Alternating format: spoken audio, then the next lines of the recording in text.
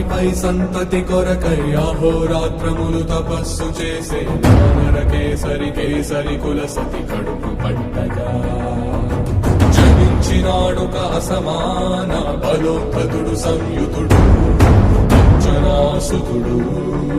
పవననందనుడు.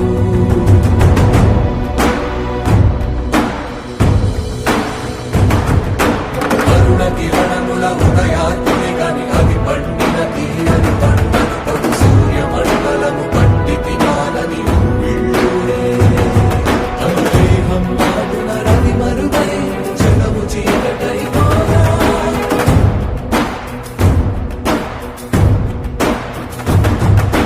అది అమరేంద్రుడు గమనించి తన ఐరావతమది ఓడించి ఆంజనేయుని సమీపించి తన వజ్రాయుధము విసరగా అది పవననందనుని హనుముని తాకా చిందిన రక్త బిందువే విద్యుద్వేగంతో ధరణి స్థలి వంద కడలిలో చచ్చి వంద కడలి అట్టడుగున గల శ్రీరంగ శుద్ధ